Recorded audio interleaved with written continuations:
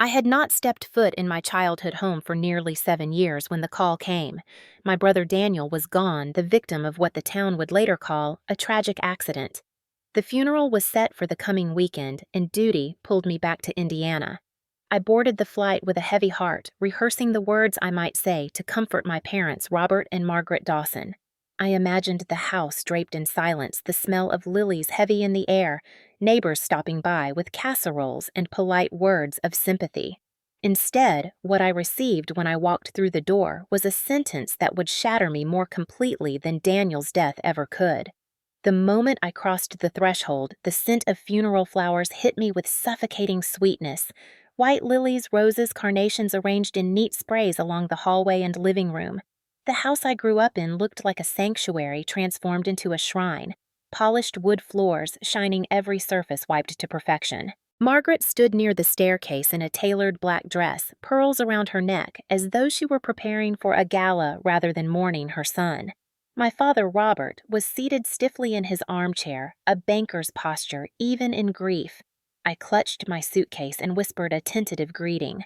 Margaret's eyes hardened. She did not embrace me. She did not even acknowledge my presence with kindness. Instead, she leaned forward and delivered the line with crisp clarity, every word landing like a blade. "The best gift for your brother's funeral is if you disappear forever." For a moment, the room spun. My ears rang with disbelief.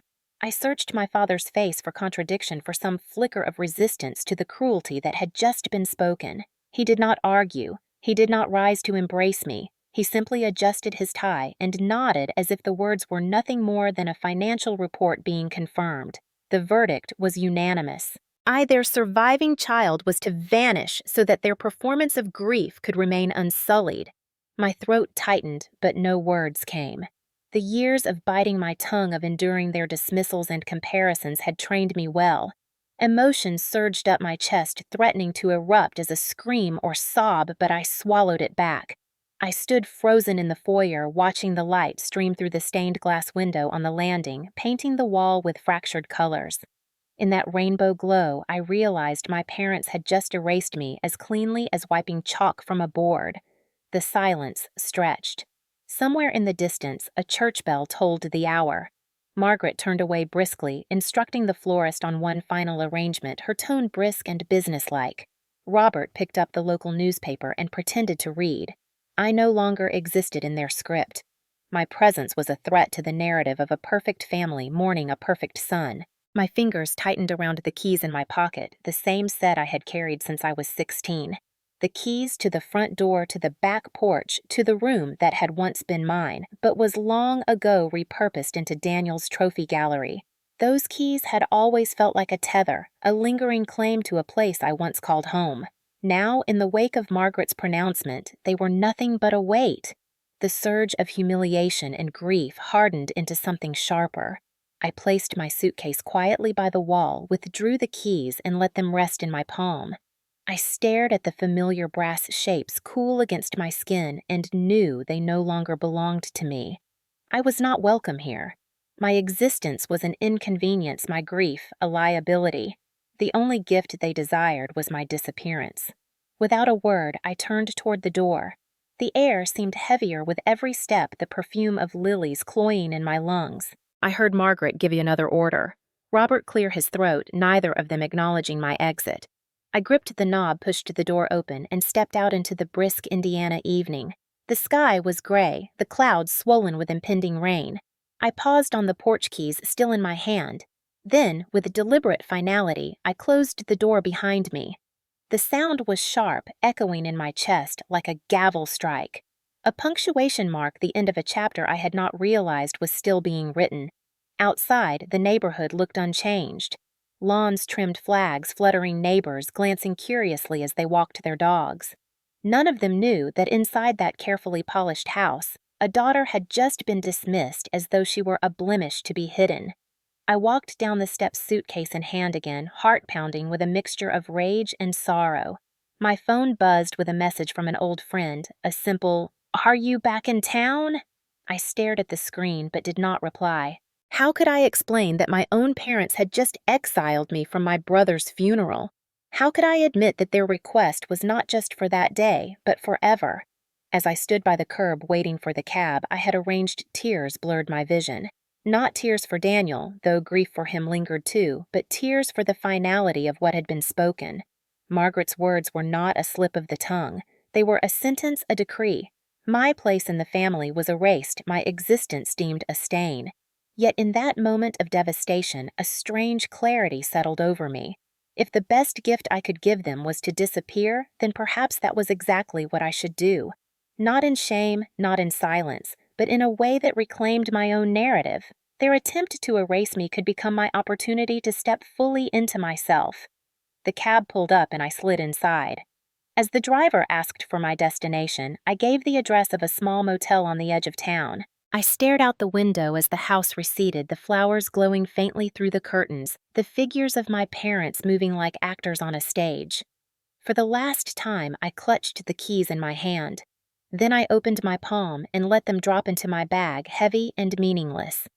That night alone in the motel room, I replayed the words over and over. The best gift is if you disappear forever. They echoed in my skull like a curse. But as the hours passed, the echo began to change.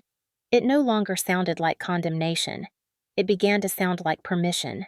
Permission to walk away, to sever the chains of expectation, to finally claim the life I had been building quietly on my own terms. I did not sleep. I watched the red glow of the clock tick past midnight, 1, 2, 3. With each passing hour, the sting of rejection hardened into resolve. I would disappear, yes, but not in the way they wanted, not in shameful silence, but in decisive clarity.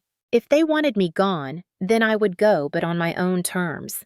And when I was gone, the emptiness I left behind would speak louder than any words I could have said. By dawn, the decision was firm. The sun rose pale and cold over the Indiana horizon, light seeping through the thin motel curtains.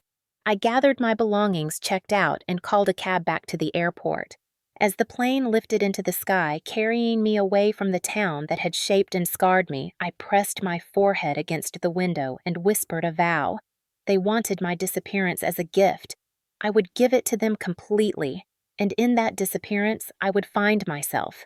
To understand the weight of those words, you have to see the family I came from, the one that in the eyes of our small Indiana town looked picture perfect. The Dawsons were a family people pointed to with admiration. Robert Dawson was the man everyone knew at the bank, a figure in crisp suits who shook hands firmly every Sunday after service at First Baptist Church. He lent money for mortgages, sponsored Little League teams, donated to the 4th of July fireworks fund. Margaret, my mother, was equally visible, always smiling at bake sales, organizing charity auctions for the Ladies' Guild, leading Bible study on Wednesday nights. Their holiday cards showed us in matching outfits with a golden retriever posed by the fire. At first glance, we were the American ideal. Yet behind that polished front door, behind the bouquets of fresh flowers Margaret placed on the dining table, lived a reality I understood too well. My brother Daniel was the golden boy from the moment he could walk. His birth had been announced in the local paper with a photograph of a proud banker father holding his infant son. He grew into the captain of the football team, broad-shouldered, charming the boy who made adults smile and teenage girls swoon. Coaches called him a natural leader. Teachers forgave his late assignments with indulgent smiles. And at home, Robert and Margaret treated his smallest accomplishments as miracles. When he caught a touchdown, there was a barbecue with half the neighborhood invited. When he made the honor roll with average grades, he was taken to his favorite steakhouse. Then there was me. Clara Dawson, bookish and quiet, the one who spent hours curled on the couch with novels while Daniel threw footballs in the yard. I brought home straight A's and spelling bee trophies. I wrote essays that won regional contests, recited poems that made my English teachers beam. Yet at home, my father would only nod and say, expected. My mother would sigh, glance at Daniel's schedule, and remind me not to flaunt my achievements. To them, excellence from me was ordinary, nothing worth celebrating. The comparison was relentless. When Daniel scraped by with a C, he was praised for working so hard. When I brought home a perfect report card, I was told not to brag. I still remember the humiliation of the 6th grade science fair. I had built a small solar panel that powered a digital clock. I stayed up late nights soldering wires and sketching diagrams. On the morning of the fair, I proudly invited my father to come see. He looked at it, briefly checked his watch, and said, "Interesting project, but we have to leave or we will miss Daniel's basketball game." That day, I won first prize, but the trophy sat dusty on my desk. Meanwhile, the living room walls displayed Daniel's participation ribbons framed and admired whenever guests visited. At 10, I could not articulate the wound it left, but I felt it deep in my bones. I was the invisible child, the reliable one, the one whose light had to be dimmed so Daniel's shine could be brighter. When friends came over, Margaret would praise Daniel's charm, his leadership, his potential. Of me, she would say, "Clara just likes to read. She is shy." Shy was their word for unwanted. The pattern only deepened as we grew older. When Daniel got his driver's license, the family threw a celebration dinner. When I received early acceptance to a summer program for gifted writers, the news barely rated a nod. At church picnics, adults would ask Daniel about football, about his plans for college. When they turned to me, Margaret would interrupt with a polite, "Clara is doing fine," and redirect attention back to her son. The message was constant and clear. Daniel mattered more. The irony was that my so-called shyness was not weakness. It was endurance. I learned to retreat inward to build strength in silence. I filled journals with my thoughts, wrote short stories in the margins of my textbooks, imagined worlds where my words mattered. Teachers saw my potential, but at home it was dismissed. When I won a county-wide essay contest, my mother told her friends, "Clara has always been bookish." Daniel had to work for his grades. He has character. I understood even then that character in our family meant being Daniel. It meant being the child they could parade in front of the community. For Robert and Margaret, appearance was everything. They wanted to be admired not only as individuals, but as a family unit. And in their eyes, Daniel was the perfect emblem. He was tall, athletic, sociable, the very image of a banker's heir. I, with my books and my questions, was an inconvenience they tolerated. The town mirrored their perception. At the annual 4th of July parade, Daniel rode on the back of the convertible with his team, waving to the crowd. I walked behind with the honor students holding a banner no one really looked at. Afterward, neighbors congratulated my parents on their fine son. Few mentioned their daughter at all. That invisibility became my normal. The church reinforced it. Margaret made sure Daniel acolyte duties were recognized in the bulletin. When he read a passage during Easter service, she clipped the program and saved it. When I quietly volunteered at the library's children's corner teaching younger kids to read, it was brushed aside. I learned that in the Dawson household service without spectacle was worthless. Only visible victories counted. Even holidays carried the imbalance. At Christmas, Daniel received the latest gadgets, expensive watches, new sports gear. I received books which I loved, but they were wrapped with a perfunctory air as though chosen at the last minute. On birthdays, Daniel's parties filled the backyard with balloons, grills, and music. Mine were small dinners where my parents checked their watches and excused themselves early. What made it all more painful was the hypocrisy of their public image. To the community, Robert and Margaret were loving parents who valued both children equally. They smiled for photographs, insisted they were proud of their daughter, the teacher, and their son, the athlete. But inside our home, the favoritism was undeniable. When Daniel broke curfew, he was gently scolded. When I arrived 5 minutes late from the library, I was grounded for a week. When Daniel dented the family car, it was an accident. When I forgot to unload the dishwasher, it was irresponsibility. This double standard left me in a constant state of questioning myself. Was I truly unworthy, or was I trapped in a narrative that refused to see me? The answer shifted depending on the day. Sometimes I raged quietly in my journal, filling pages with anger.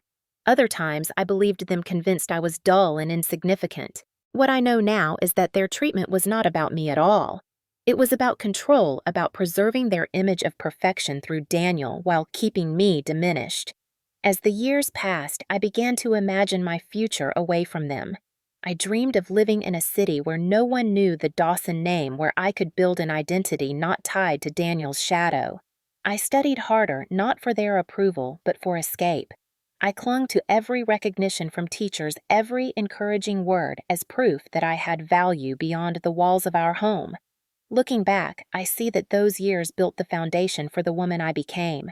The girl who was told she was invisible learned how to endure invisibility without losing her sense of self.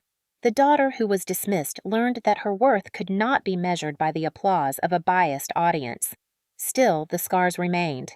And when I walked back into that house years later and heard my mother tell me to disappear forever, those scars tore open.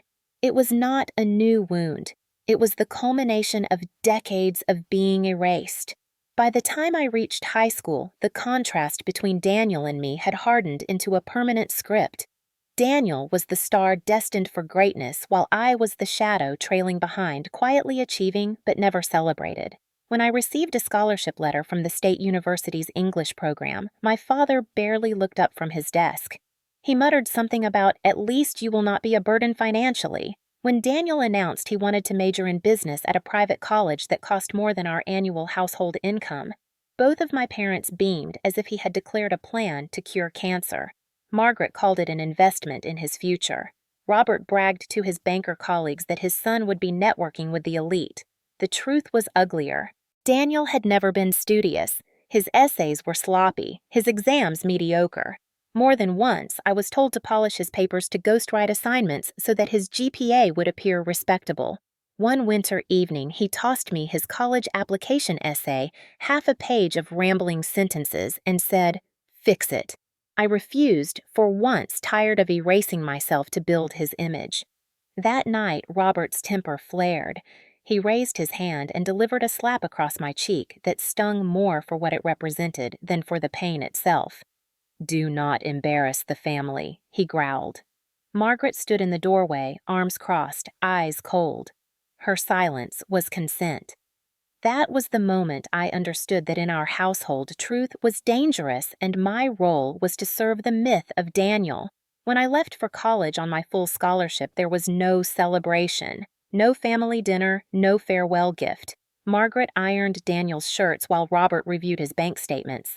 They loaded my bags into the car with the efficiency of a chore, and Robert's only words at the dorm were, "Make us proud quietly." Yet when Daniel moved into his campus apartment 2 years later, my parents threw a lavish barbecue, invited church members, and posted photographs in the local paper. Daniel, grinning with a red cup in his hand, was praised for embarking on his bright future.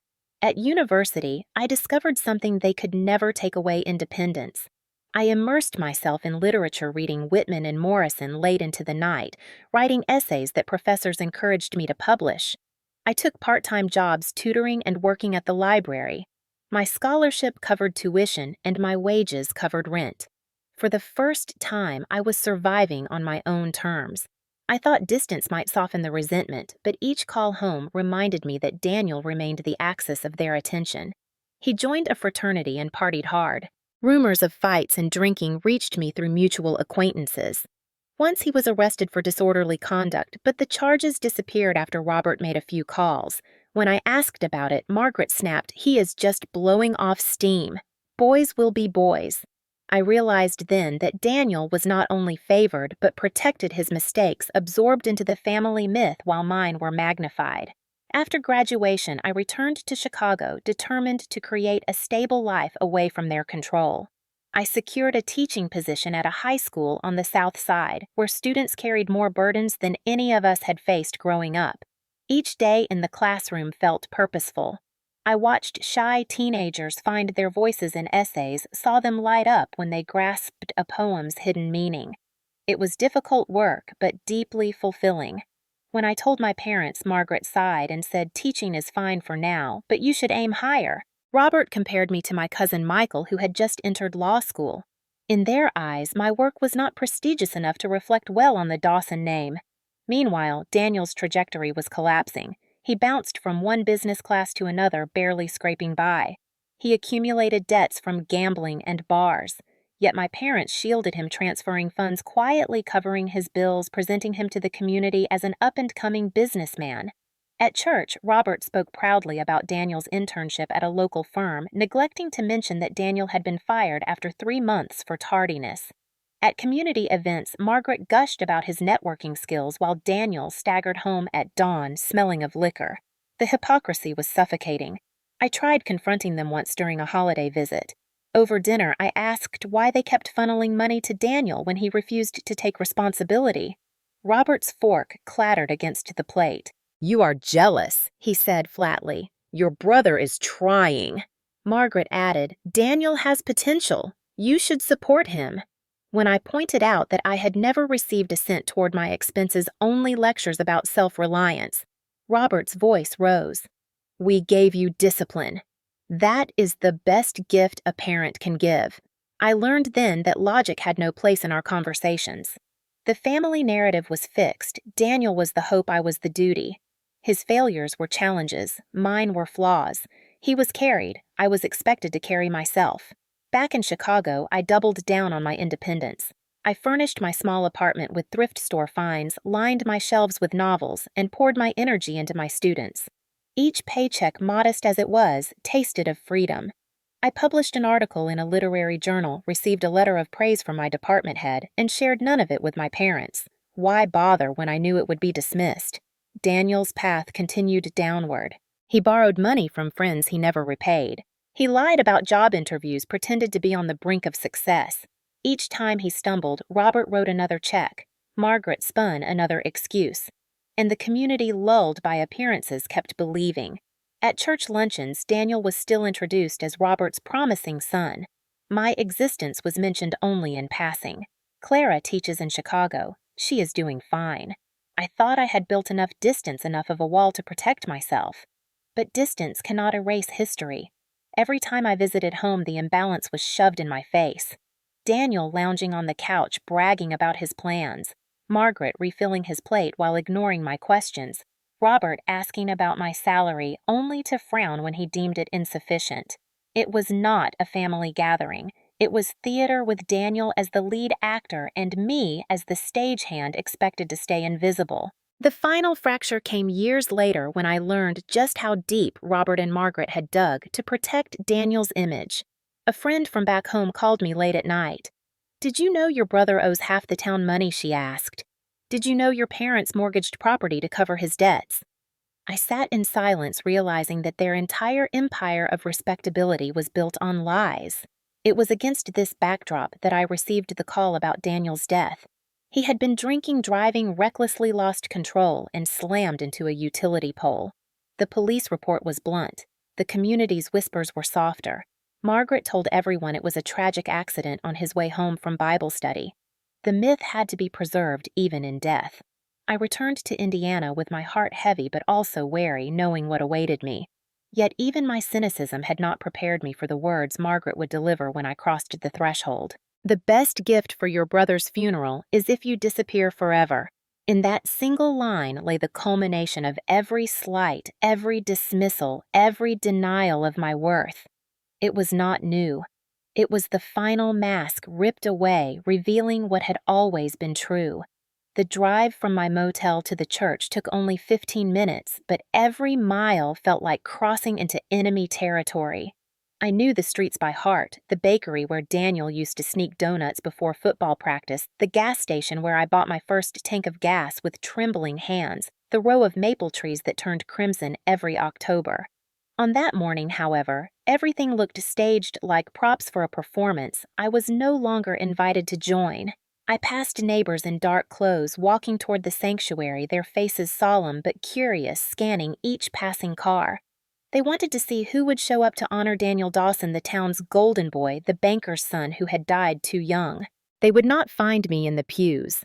The First Baptist Church stood tall on Main Street, its white steeple piercing the sky, a landmark as old as the town itself. My earliest memories were of its basement Sunday school rooms smelling of chalk and cookies.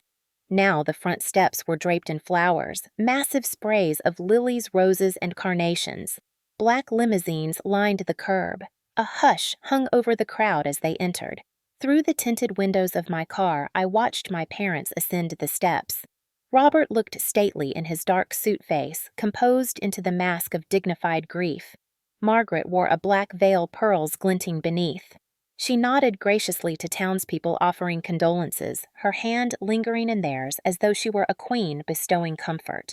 They were the stars of this performance, their every gesture calculated for sympathy and admiration. Inside, I imagined the sanctuary packed with mourners, church elders sitting in reserved rows, Daniel's teammates from high school, grown men now shifting uncomfortably in dress shirts, former teachers who once bent rules to give him passing grades, the Ladies' Guild tissues clutched in manicured hands, and at the front, Daniel's photograph in a polished frame, his smile frozen in eternal youth, a closed casket draped in flowers, a sermon filled with words like promising gifted, taken too soon. Not a word about the bottle of whiskey found in his car, not a word about the debts he left behind. The truth had no place in their script. I sat in the parking lot across the street, engine idling, my hands clenched around the steering wheel. Every instinct screamed that I should walk in, take my place in the pew, reserved for family, grieve openly for my brother despite everything. But Margaret's command echoed, "The best gift is if you disappear forever." If I entered that sanctuary, I would become the disruption, the stain on their narrative. They would not see me as a grieving sister, but as a liability. And so I remained outside, watching from the shadows like an exile. As the service began, I closed my eyes and remembered Daniel not as the polished golden boy, but as the brother I had once known. The little boy who built forts with me in the backyard, who once whispered secrets under the covers with a flashlight. That boy had been buried long before the funeral, smothered under years of favoritism and indulgence. What remained was a man whose charm had been propped up by lies until it consumed him. Grief swelled in my chest, not only for him, but for what we could have been if love had been equal. When the doors opened at the end of the service, mourners spilled out onto the steps, their voices hushed, their faces damp. I heard snippets of conversation. Such a tragedy. He was destined for great things. The Dawsons have suffered so much. No one mentioned the wrecked car or the bar tab left unpaid. No one mentioned me. Robert stood tall as men shook his hand. Margaret leaned in to embraces, her tears carefully timed. To the community, they were brave parents enduring unspeakable loss with grace. I watched, bitterly aware that their grace had been built on my exclusion. The empty space where I should have been seated had not gone unnoticed. Several people glanced around, whispering, "Where is Clara?" Margaret answered smoothly, loud enough for those nearby to hear, "She is not well." The grief was too much. Everyone nodded with sympathetic understanding. The lie slid easily into the narrative, protecting the image. I could have left, then driven away from the performance and never looked back, but something rooted me in place. Perhaps it was fury at being erased once again, or perhaps it was the spark of defiance that had kept me alive all these years. Instead of leaving, I stayed, observing every detail. I saw the way Margaret clung to certain people, powerful figures in the community whose approval mattered most. I saw Robert slip envelopes into the hands of church elders, reminders of his donations. I saw Daniel's friends' faces pale, muttering about the wild night before his death, quickly silenced by their parents' sharp looks. It was all theater, and I was the only one in the audience seeing the strings being pulled. The reception followed at the fellowship hall. Through the windows, I glimpsed tables laden with casseroles and pies, townsfolk lining up for food, voices rising in forced cheer. Margaret circulated praising dishes, laughing lightly through her veil. Robert gave a brief speech thanking everyone for their support. The applause was polite, the admiration genuine. In that moment, I realized the funeral was not about Daniel at all. It was about Robert and Margaret cementing their image as the noble, grieving parents. And my absence, my erasure, was the final polish on their story.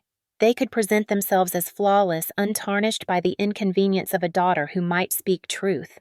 The realization hit like a cold wave. My parents had not merely asked me to stay away to protect their grief. They had demanded my disappearance to protect their reputation. Daniel's death was being weaponized to elevate them, to ensure they remained admired pillars of the community. And I, the inconvenient witness to their lies, had been cast out. The fury that rose in me was unlike anything I had felt before. It was sharp, clarifying. Sitting in that car, watching through the windows, I understood with perfect clarity that I had no family left. Daniel was gone. Robert and Margaret had chosen reputation over relationship. The roles had been assigned, and mine was to vanish, unless I rewrote the script. I left the parking lot not with despair, but with determination. As I drove back to Chicago, the highway stretched before me like a path toward freedom. The words Margaret had spoken replayed in my mind. Disappear forever. At first, they had felt like a sentence, a curse. Now they felt like a challenge. If they wanted my disappearance, I would give it to them, but not in the way they expected. I would disappear from their control, their lies, their performances. I would cut every tie that bound me, reclaim every piece of myself they had dismissed. And in doing so, I would expose them for who they truly were. The funeral had been their stage, but life beyond that day would become mine. Back in Chicago, the city greeted me with its usual hum, traffic lights flickering against the dusk, trains rattling across steel bridges, voices rising from corner diners. For years, this city had been my refuge, a place where I was no longer merely the Dawsons' invisible daughter, but Clara, a teacher, a woman carving out a life of her own. Now, after the funeral, the contrast between Indiana's suffocating image management and Chicago's gritty freedom struck me with even greater force. I unpacked my small suitcase in my apartment, placing a few clothes in drawers and sliding the rest back under the bed. My movements were automatic, but my mind was sharp. Margaret's words still rang in my ears, but instead of breaking me, they crystallized something new. I would resist not by shouting or arguing, but by stepping out of their reach.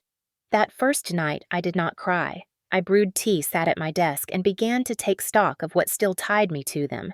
Old bank documents lay in a folder, including one I had slipped quietly from Robert's study during my brief visit. It detailed withdrawals from community funds transfers that should never have been authorized.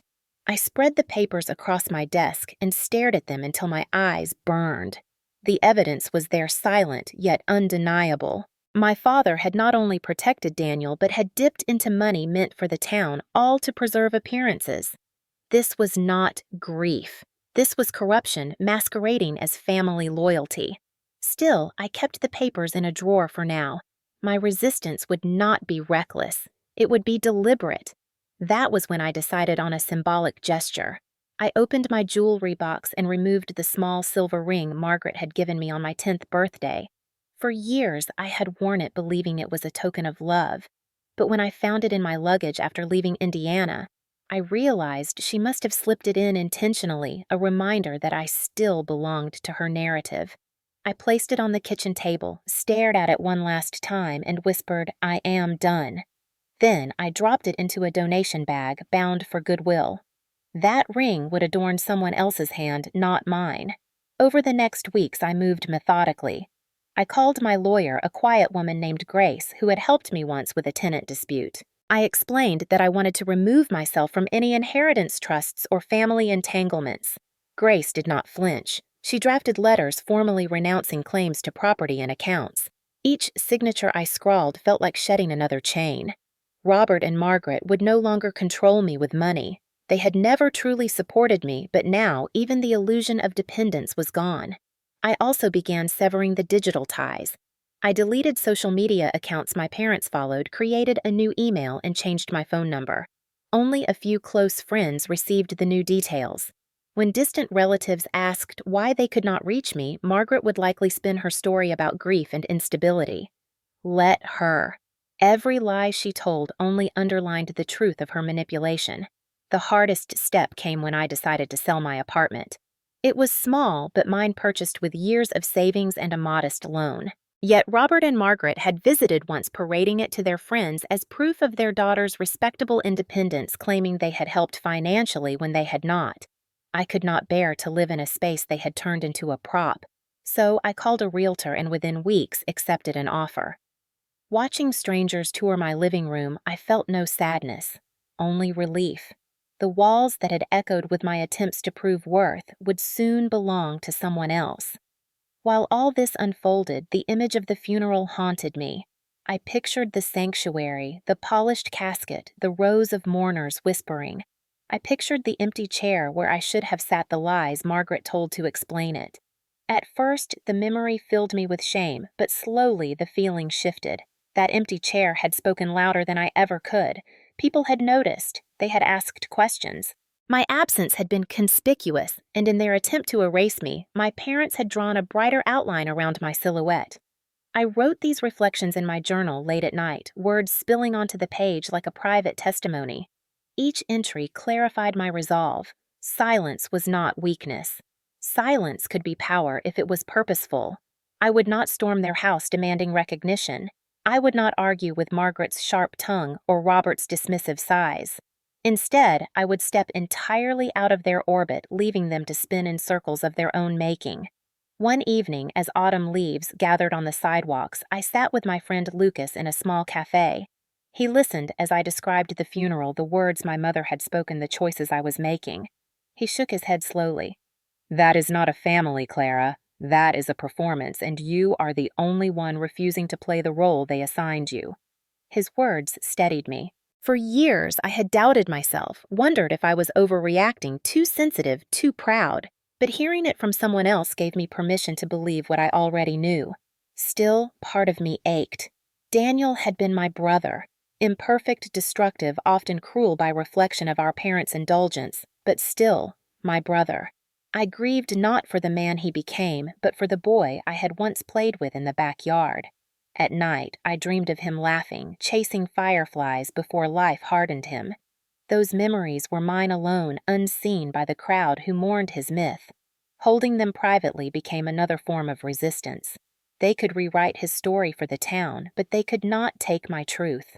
In the quiet of my apartment, surrounded by boxes ready for my move, I found myself breathing easier.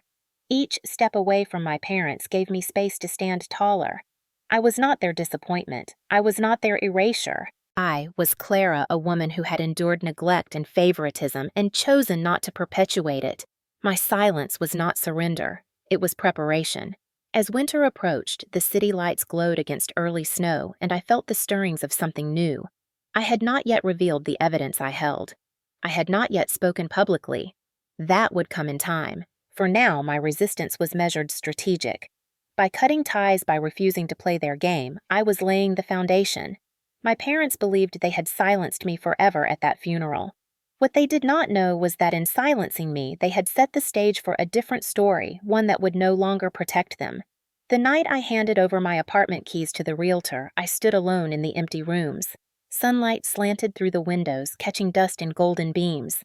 I walked slowly through each space, touching the walls, saying goodbye. At the door, I closed it behind me firmly, hearing again that sharp sound like a final punctuation mark. The house in Indiana was no longer mine. Neither was this apartment. I belonged nowhere, and yet, for the first time, that felt like freedom. Silent resistance had begun, and in that silence I felt more powerful than ever. The weeks following my decision unfolded like a deliberate sequence of cuts, each one severing a thread that had bound me to the Dawson household. It was not a single dramatic gesture, but a montage of choices steady and relentless, each echoing the vow I had made in that motel room. They wanted me to disappear. I would disappear so thoroughly that their grip would dissolve into thin air. The first cut was financial. My lawyer, Grace, filed the paperwork that removed me from every trust and life insurance document Robert had arranged years ago. She drafted a letter of renunciation typed in precise legal language stating that I would not claim inheritance or assets. When she slid the paper across her desk for me to sign, I paused. I thought of Daniel's debts, of Margaret's whispered boasts about how the family legacy would remain intact through him, never through me. My signature scratched across the page like a blade. For the first time, money no longer linked me to them. Next came the apartment. The sale moved faster than I expected. Within a month, the realtor called to confirm an offer slightly above asking. I accepted without hesitation. The day of closing, I walked through the rooms one last time. The shelves once lined with my books were bare, the kitchen counters empty. It struck me how impersonal it all looked, like a stage set stripped of props. Yet it was fitting. For too long, I had allowed my parents to treat this apartment as another piece in their display of respectability. Now it would belong to strangers, and I would be free. When the buyer's agent handed me the final documents, I felt a peculiar lightness. It was as if the walls themselves released me, whispering, "You are not theirs anymore." Outside, the winter air bit my cheeks, but I welcomed it. Cold was better than suffocation. I moved into a small sublet downtown. The space was modest, furnished with mismatched chairs and a sagging couch, but it was mine in a way the other had never been.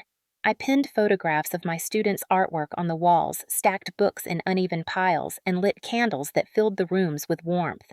For the first time in years, I was building a space untouched by Dawson pride. Another cut came in the digital world. I deleted the social media accounts where Margaret had tagged me in photographs I never wanted posted, where Robert had used comments to boast of his daughter in Chicago while downplaying me in person. I created new accounts under my own terms, private and small, shared only with people I trusted. When I changed my phone number, I felt a stab of fear. What if someone important could no longer reach me, but the fear dissolved when the silence settled in? No more calls demanding I drive home for a family dinner. No more texts insisting I polish Daniel's resume. No more manipulative voicemails. The quiet was not emptiness. It was sanctuary. Meanwhile, in Indiana, the show continued. Word drifted to me through acquaintances that the funeral had been the talk of the town. Some whispered about my absence. Margaret told them I was too overcome by grief, others that I was ill, still others that I had work obligations. Each version was crafted to preserve their dignity.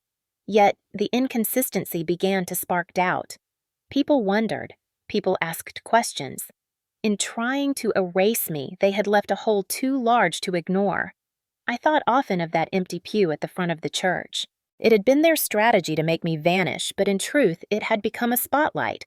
The absence of the daughter was louder than any eulogy, and though I had said nothing publicly, I knew the silence was beginning to work against them. Still, silence alone would not be enough. That was when I began sorting through the papers I had taken from Robert's study. At first, I had only glimpsed numbers and names, but as I pored over them, I saw a pattern emerge. Withdrawals from community accounts funds earmarked for local projects quietly funneled into covering Daniel's debts. It was all there in black and white, stamped with Robert's signature. The banker, the pillar of morality in town, had betrayed the very people who admired him most. I placed the papers into a folder, labeling it evidence. For weeks, I kept it hidden, unsure when or how I would use it. But knowing I held the truth gave me a strength I had never felt before. In the midst of this cutting away, I maintained my life as a teacher. My students had no idea what storms brewed in Indiana. To them, I was Miss Dawson, the one who made them memorize Shakespeare sonnets and encouraged them to write their own. Their energy, their laughter grounded me. Each morning I walked into the classroom reminded me that I had a life beyond my parents, a life that mattered. One evening, Lucas stopped by with takeout boxes and a bottle of cheap wine. We sat cross-legged on the floor of my new apartment, surrounded by half-unpacked boxes. I told him about the legal renunciation, the apartment sale, the deleted accounts. He listened carefully, then raised his glass. To disappearing, he said, but not their kind of disappearing. Yours. We clinked glasses, the sound small but resolute. The montage of severance continued. I went through old boxes filled with childhood mementos, photographs of Daniel's games where I stood blurred in the background, certificates I had won that Margaret never framed, birthday cards with perfunctory signatures. I burned some, donated others, and kept only a few items that truly belonged to me. A graduation tassel, a pebble from a hike in New Hampshire, a letter from a college professor who had believed in my voice. Everything else was clutter from a life spent chasing approval. Watching the flames consume the papers, I felt not sadness, but liberation. Each step of disconnection was small on its own, but together they built momentum. I was dismantling the scaffolding my parents had erected to keep me in place. No more legal ties, no more financial leverage, no more props they could point to in conversation. I was becoming invisible to them in the only way that mattered. I was outside their control. As winter deepened, I stood at my window one evening watching snow swirl around the streetlights. My reflection looked back at me in the glass, older, stronger. For years, I had believed I was the forgotten daughter, the invisible one. Now I understood invisibility differently. I was invisible to them, yes, but that gave me power. They could no longer touch me. They could no longer script my role. The cutting ties montage ended with one final act. I drafted an email, short and formal, addressed to Robert and Margaret. It read, "As requested, I will not attend family gatherings. I have removed myself from financial entanglements and sold my apartment. Please direct any necessary communication through my attorney. I wish you peace in your mourning. Clara." I did not expect a reply, and none came. The silence that followed was confirmation. They had wanted me gone. Now I was gone. Yet instead of emptiness, I felt clarity.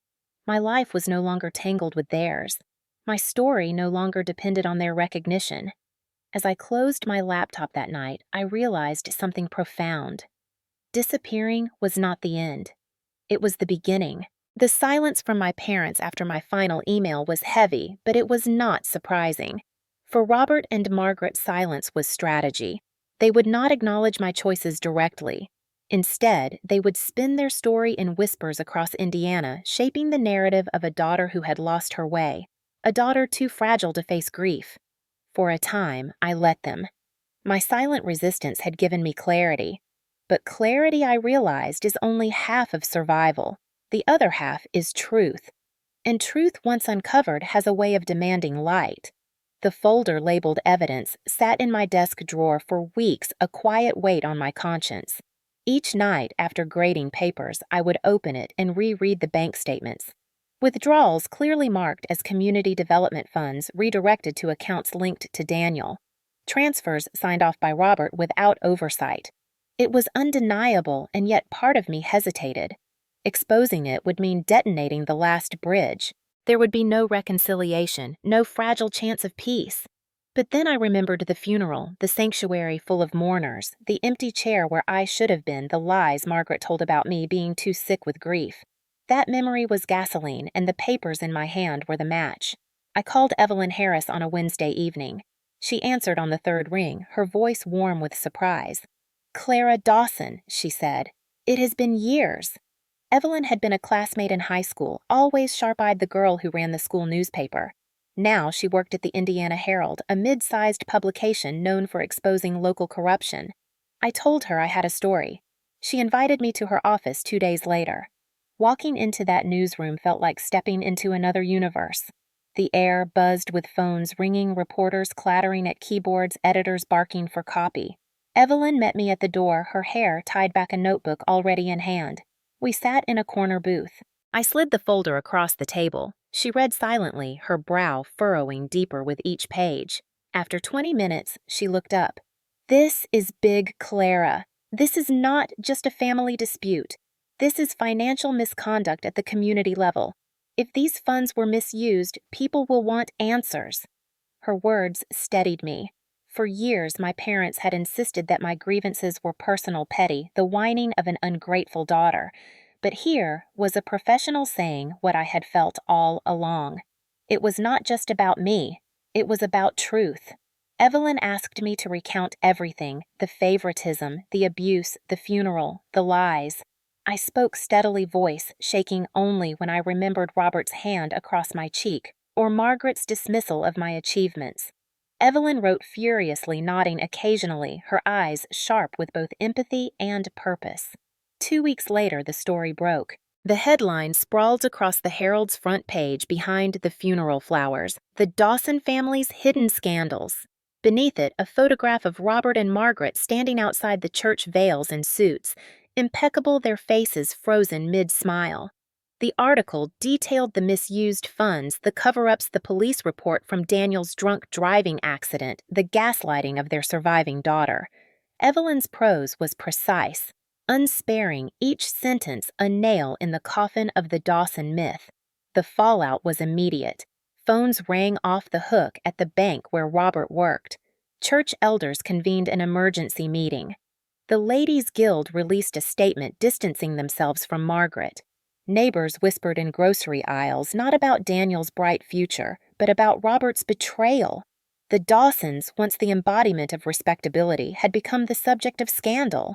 From Chicago, I watched it unfold like a storm. Friends sent me screenshots of Facebook posts, comments, threads filled with disbelief, outrage, and gossip. Some defended my parents, at first insisting they were pillars of the community. But as Evelyn's reporting spread, evidence piled up and the defenses crumbled. The truth was undeniable. For me, the effect was strange. There was no joy in watching my parents fall, only a complex mixture of relief and sorrow.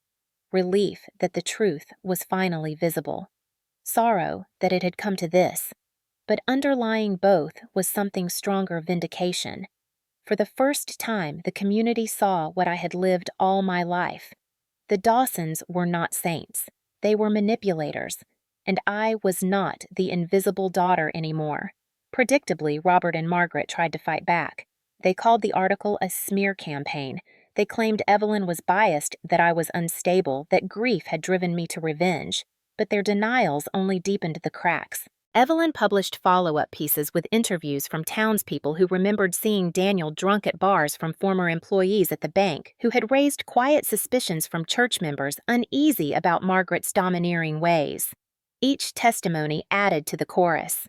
My parents' empire of reputation was collapsing. Emails began to flood my inbox. Some were from old acquaintances offering support.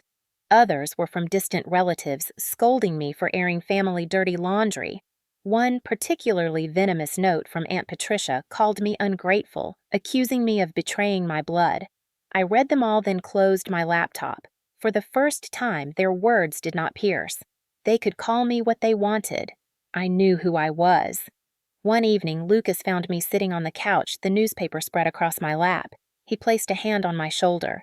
"You did it," he said softly. "You turned their silence into a mirror. Now everyone sees them for what they are." I leaned into his touch, exhausted but steady. Yes, I thought, but the fight was not over. The Herald's exposé triggered an official investigation. State auditors combed through the bank's records. Church leaders demanded Robert step down from his position on the finance committee. Margaret was quietly removed from organizing the spring charity gala. Invitations to social gatherings evaporated.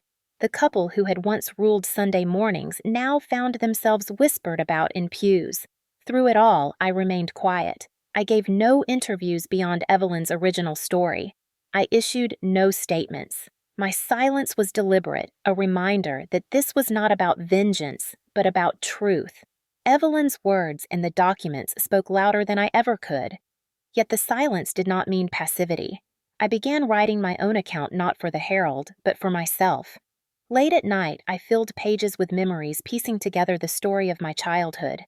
The times I was dismissed, the nights I stayed up editing Daniel's essays, the sting of Robert's hand, the coldness in Margaret's eyes. Each word was a reclamation proof that I had lived this reality and survived it.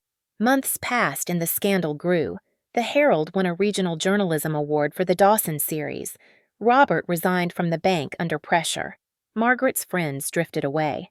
At the grocery store, people turned their carts in other directions. Their empire of admiration had turned to dust. Meanwhile, whispers about me shifted. At first, I was the troubled daughter, the one too fragile for grief. Then, I was the whistleblower, the one brave enough to tell the truth. At school, colleagues approached me with quiet respect. Parents of my students thanked me for teaching resilience.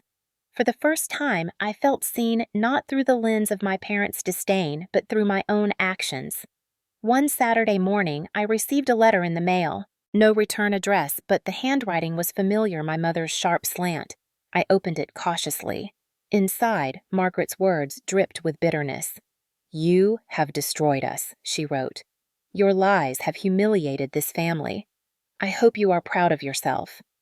I folded the letter once and placed it in the drawer with the rest of my evidence. It was nothing new, just another attempt at guilt. But guilt no longer had a hold on me.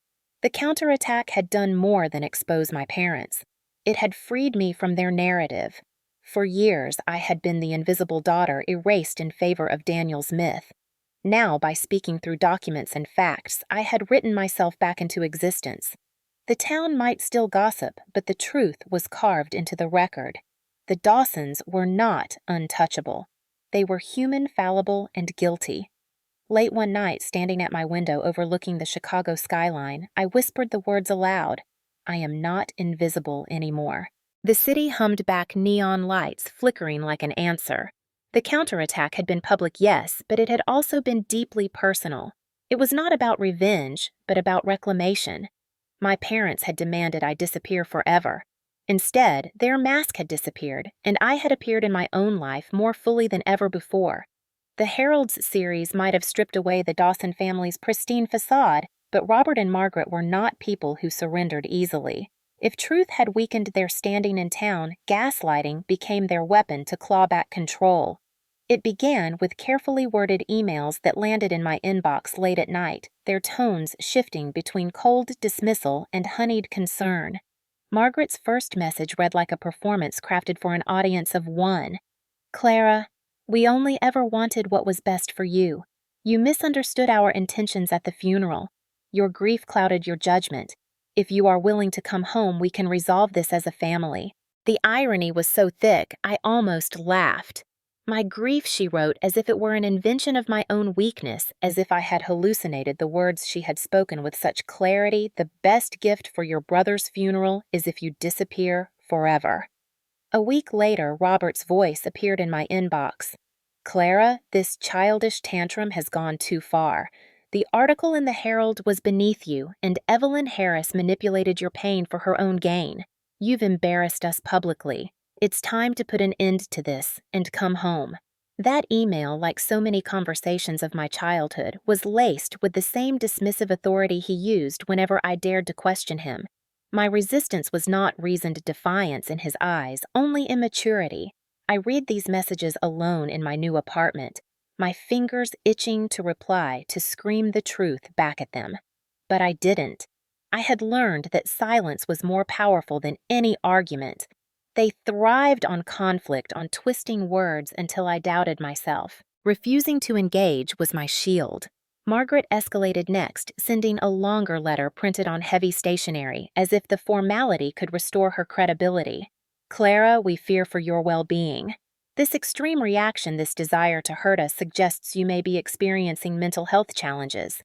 We only want what's best. We can recommend excellent therapists here in Boston.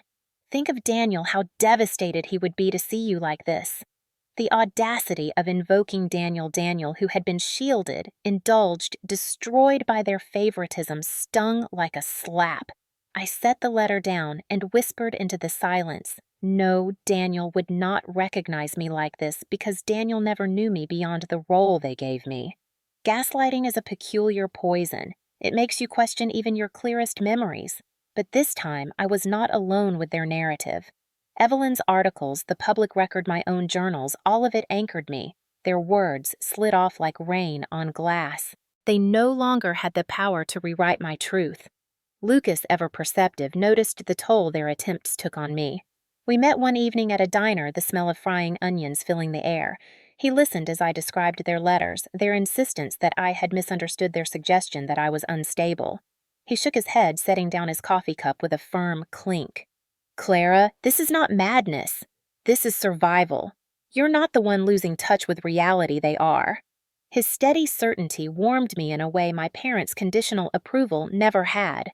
Around that time, I began therapy with Dr. Rivera, a soft-spoken woman whose questions cut deeper than any lecture my father had delivered. She asked me to recount the funeral, the words Margaret had said, the silence of Robert's nod.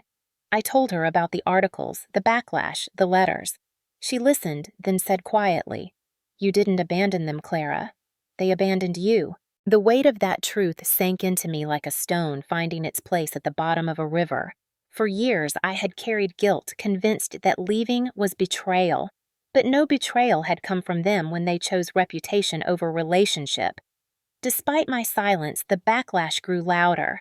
Extended relatives sent messages demanding explanations. Cousins I hadn't spoken to in years accused me of tarnishing the Dawson name. Aunt Patricia called me a liar in a Facebook post insisting Robert and Margaret had been nothing but generous parents. Uncle Henry left a voicemail warning me I had brought shame on the family. Each message felt like another attempt to push me back into the box of invisibility. But instead of shrinking, I saved them all, adding them to the folder of evidence. Proof not of my instability, but of how far the family system would go to protect its myth. At school, whispers reached me too. Parents of students asked carefully, "Isn't your family in the papers?" Some colleagues avoided eye contact in the hallway. Others, quietly supportive, slipped notes into my mailbox. Proud of you, stay strong. For the first time, the story of my family was no longer mine alone to bear. It was public, messy, undeniable, and that visibility was both terrifying and liberating. One night, unable to sleep, I reread my mother's words, "You misunderstood." I thought of every time she had said that to me as a child, when she dismissed my trophies, when she ignored my tears, when she pretended my questions were complaints. Misunderstanding was her weapon, the shield she used to avoid responsibility. Realizing that made me feel lighter. They had not changed. They were simply louder versions of the people they had always been. Gaslighting and backlash, I realized, were signs of weakness, not strength. Their empire was crumbling, and they were scrambling to control the narrative. But the town had seen too much. The Herald's reporting was too thorough. The investigation into Robert's banking practices had already begun. My parents were shouting into the void, trying to pull me back into their play. I refused to step on stage. The evening I finally understood my position fully, I sat on my balcony with Lucas. The Chicago skyline glittered 1,000 lights against the dark.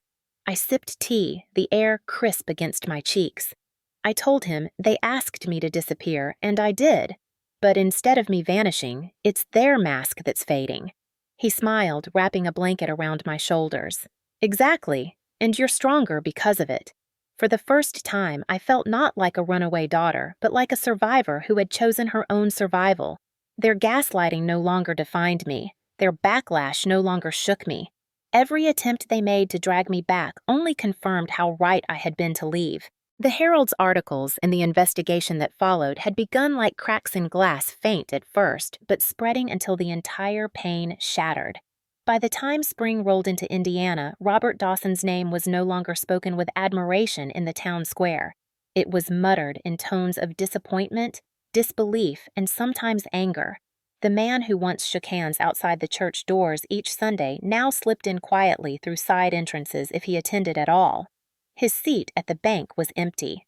The investigation uncovered what Evelyn's reporting had suggested: misuse of community funds, withdrawals from charitable accounts rerouted to cover Daniel's spiraling debts.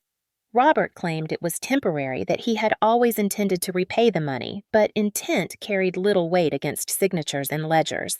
Facing public embarrassment, he resigned from the bank, citing health reasons.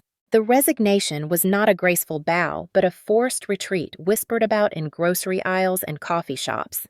Margaret fared no better. The Ladies' Guild, once her stage for moral superiority, voted quietly to remove her from leadership. Her invitations to luncheons and teas disappeared. Neighbors who had once praised her hospitality now avoided her in the cereal aisle, embarrassed to meet her eyes. The woman who had built her identity on controlling appearances could no longer manage the whispers. At church, her former allies sat on the far side of the sanctuary. She clung to Robert's arm, her smile brittle, her pearls heavy around her neck. The collapse was not only social, but deeply personal. My cousin Tyler called one evening to tell me about a particularly brutal family dinner. Bradley, Stephanie's husband, had asked Robert directly about the accusations in the Herald. Robert snapped, calling the reporting lies, but Stephanie had pressed further, repeating words she had once heard from me. "Did you tell Clara to disappear?" Margaret tried to change the subject, but Stephanie insisted. The argument escalated until she left the table in tears. For the first time, someone inside the family had challenged them openly. I listened quietly to Tyler's account, my chest tight. It was not vindication I felt, not exactly. It was sorrow, sharp and strange. For years, I had carried the knowledge of their cruelty alone. Now, others were beginning to see it too. The cost was high, but truth was finally visible. In the town itself, the Dawsons' downfall became a kind of public lesson. People muttered about how appearances can deceive, how no family is as perfect as it seems. Parents who once envied Margaret's poise shook their heads and said, "I always wondered how she managed to do it all." Children who had played on Daniel's football team remembered his recklessness more than his charm. The myth dissolved, and in its place stood the reality I had lived all along. For me, the consequences were quieter, but no less real. I no longer dreaded opening my email. The flood of angry messages slowed to a trickle. Instead, letters of support began to arrive, handwritten notes from strangers who had read Evelyn's work. One woman wrote, "I, too, was the forgotten daughter. Thank you for giving words to what I could not." Another, older than me, shared, "I left my family 20 years ago. Seeing your courage makes me feel less alone." I taped some of these letters to my wall, reminders that my story was not just mine, but part of a larger pattern of survival. Lucas remained my anchor. On evenings when the memories pressed too heavy, he reminded me that the collapse of my parents' empire was not my burden. They had built it on lies. The implosion was inevitable. Dr. Rivera echoed the same in therapy. "Clara, you didn't cause their downfall. You simply refused to hold up the mask anymore. Their collapse is the consequence of their choices, not yours." Hearing those words felt like exhaling a breath I had held for years. And yet, despite the logic part of me still felt unsettled. I had imagined this moment so many times growing up, what it would be like if the truth about my parents were revealed. I thought it would bring satisfaction, maybe even triumph, but in reality it was quieter, heavier. Watching them lose everything did not erase the years of neglect I had endured. It did not give me back the childhood I had lost. It only confirmed what I had always known: they valued reputation more than they ever valued me. The collapse also exposed them to public ridicule, something I had once wished for in darker moments, but found hard to watch when it became real. Tyler told me how Margaret avoided the farmer's market now because people whispered too loudly. Robert stopped attending Rotary meetings.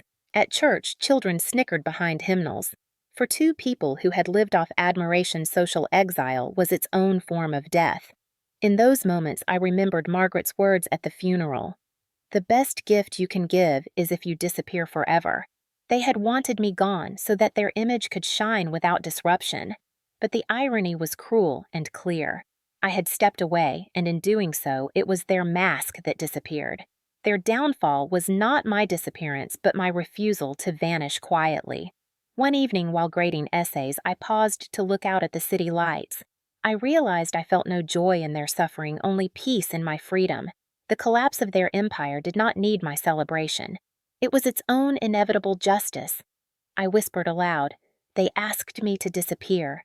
Instead, their mask disappeared. The words felt steady, like a verdict. The story of the Dawsons spread beyond Indiana. Regional papers picked it up, framing it as a cautionary tale of pride and deception. Robert and Margaret became symbols not of success, but of hypocrisy.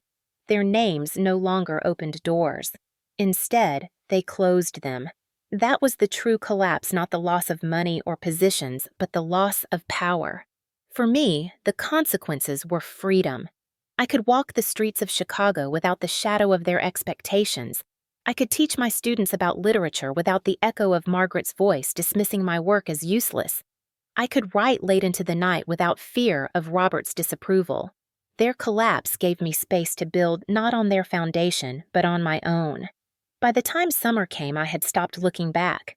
My parents were still in Indiana, trapped in the ruins of their reputation, but I was elsewhere, lighter, steadier. The girl they had tried to erase had not only survived, she had written herself into existence with ink, with truth, with silence, turned into power. Seattle greeted me with gray skies and steady rain, a climate that felt strangely appropriate for the kind of rebirth I was searching for. After years of tying my identity to the Dawsons, whether by fighting their neglect, enduring their gaslighting, or finally cutting ties, I wanted a place where their shadow could not reach me. I had accepted a position at a community college teaching English literature to a diverse group of students who carried their own stories of struggle and resilience. It was not glamorous, not the kind of achievement my parents would have paraded at Sunday service, but it was meaningful. For the first time, I was shaping my days around my values, not theirs. My new apartment was on the 6th floor of a modest building with wide windows that overlooked the Sound. I bought furniture piece by piece, choosing comfort over appearances. A worn leather chair I found at a second-hand shop became my reading nook. I filled shelves with books not to impress visitors, but because they had formed me. On weekends, I explored Pike Place Market, inhaling the smell of coffee and sea salt, or wandered trails where the city gave way to forest. Each choice, each step felt like reclaiming my life. Lucas visited often. His job as an engineer allowed him to work remotely, and soon he spent more time in Seattle than in Chicago. One evening, over bowls of pho in a small restaurant, he admitted he was considering relocating permanently. Boston was getting stale, he said, and some friendships are worth following across the country. The warmth in his voice startled me not because it was unexpected, but because it was steady. Lucas had always been there listening without judgment, reminding me that survival was not madness. Now his presence was not just supportive, it was grounding. At the college, I began organizing workshops for women who had lived through toxic family systems. The first session drew only 6 participants, mostly older women, who spoke softly, hesitant at first to share. But as I told my story without naming names, focusing instead on patterns of control, favoritism, and silence, the room shifted. One woman, hair, silver eyes, sharp, whispered, "I thought I was the only one." Another began to cry, saying she had left home at 17 and never looked back. The stories flowed, and I realized the power of testimony was not just in speaking, but in creating space for others to speak too. From those small beginnings, the workshops grew. Word spread through community centers and churches. Soon, I was standing in front of rooms filled with women in their 50s and 60s, women who nodded as I spoke about gaslighting, who clenched fists when I described being told to disappear, who wiped tears when I explained the peace of cutting ties. It was healing not only for them, but for me. Each workshop was another stitch in the fabric of my new life, one woven with truth and resilience rather than silence and shame. Margaret and Robert never stopped trying to claw back their narrative. Letters still arrived, sometimes venomous, sometimes pleading. One even came from Robert, written in a tone of unusual humility. "Clara, perhaps we spoke too harshly at the funeral. We were under pressure. Surely you can understand. The words might have swayed me once, but not now." Dr. Rivera's voice echoed in my mind. "They abandoned you first." I placed the letter in a box with the others, not out of fear, but as a record of their patterns. I no longer needed to respond. Their words had no power unless I gave it to them. Meanwhile, Evelyn kept me updated on the lingering scandal. Robert had been forced to sell his stake in the bank. Margaret no longer chaired anything. Their names appeared less and less in the Herald, fading from the public stage they had once dominated. Sometimes when I saw their faces in an article lined with age, strained with bitterness, I felt a pang of sadness. Not because I missed them, but because I could see clearly now that their empire of respectability had been their prison as much as mine. They had chained themselves to appearances, and now that the chains had broken, they did not know how to live. But my story was no longer about them. It was about me. In Seattle, I published a book, The Gift of Disappearance. It was part memoir, part guide, weaving my personal journey with reflections on boundaries, survival, and healing. The title came from Margaret's cruel words at the funeral, repurposed into something powerful. The book was modest in sales, but resonated deeply with those who read it. At signings, women leaned close, telling me their own stories in hushed voices. One said, "You put words to what I've carried for 40 years. Another, eyes wet, whispered, "I finally feel seen." Lucas was by my side through it all. What had begun as friendship grew naturally into partnership. There was no grand declaration, no dramatic shift, just a steady presence that became something more. One evening, as we walked along the waterfront, rain misting our faces, he took my hand and said, "I want to build a life with you, Clara." The simplicity of his words broke through the walls I had built.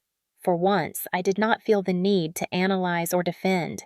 I simply nodded, and in that nod was the acknowledgement that love could exist outside performance, outside manipulation. By the second year in Seattle, I had established a rhythm, teaching writing, leading workshops, sharing meals with Lucas. I had created a life where my worth was not measured by anyone else's expectations. Sometimes I still dreamed of Daniel the boy, chasing fireflies before the world warped him. Those dreams carried sadness, but not guilt. He had been consumed by the role our parents forced on him. I had escaped mine. That difference was not fair, but it was reality. One spring afternoon, I stood at the front of a packed community hall, sunlight streaming through tall windows. The workshop had drawn more than 100 women. I told them my story from the childhood neglect to the final words at the funeral. When I reached the moment Margaret told me to disappear forever, the room held its breath. Then I described the transformation how disappearing from their story had allowed me to appear in my own. The applause that followed was not loud but steady, a rhythm of affirmation. I saw women wiping tears, nodding, reaching for each other's hands. In their faces, I saw reflections of myself, and in mine, they saw possibility. As I closed the session, I spoke the words that had carried me since that night in Indiana. Sometimes disappearing from their story is the only way to appear in your own life. The women nodded the truth, settling in like sunlight after rain. Walking home afterward, I thought of my parents. I wondered if Margaret still wore her pearls to church, if Robert still tried to shake hands despite the whispers. Perhaps they still clung to the belief that I was the problem. But it no longer mattered. My life was no longer theirs to define. On quiet evenings, Lucas and I sat on our balcony overlooking the city. The mountains loomed in the distance, their peaks sharp against the sky. I felt a calm I had never known in Indiana. I had not only survived, I had built something new. I was no longer the invisible daughter. I was Clara Dawson, teacher, writer, partner, survivor. As the sun set one evening, painting the sky with streaks of orange and purple, I turned to Lucas and said softly, "They asked me to disappear, and I did. But in disappearing from their world, I finally appeared in mine." He squeezed my hand, and together we watched the light fade into night, knowing that the new chapter was only beginning.